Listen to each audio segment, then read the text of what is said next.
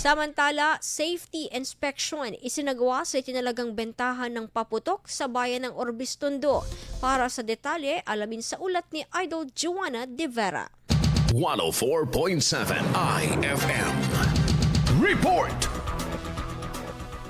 Nagsagawa ng on-site inspection ang hanay ng Orbis Tondo Fire Station katuwang ang Business Permit and Licensing Office at ang Public Market Office sa magiging common selling area o pwesto ng mga paputok at iba pang pampaingay ngayong holiday season. Layunin ng inspeksyon na masiguro ang mas ligtas na pagdiriwang ngayong holiday season alinsunod sa kampanyang Oplan Paalala, Iwas Paputok ng Bureau of Fire Protection or BFP. Bahagi ito ng patuloy na advokasya ng ahensya na paigtingin ang kaligtasan at maiwasan ang anumang pinsala dulot ng paputok alinsunod sa fire safety standards. Kaakibat ng inspeksyon ng pagsasaayos sa hilera ng mga magtitinda na may kaukulang water backup o timba ng tubig na pwedeng inisyal na pang-apula ng apoy, paglalagay ng no smoking sign sa mga itatayong pwesto at limitasyon sa mga pwedeng pagbentahan ng ilang produkto, partikular sa mga minor de edad. Pinapaalalahanan ng publiko na maging maingat at responsable sa paggamit ng pyrotechnics at iwasan ng iligal o mapanganib na uri ng paputok.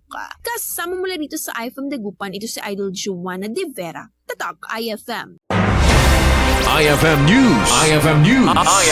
IFM News.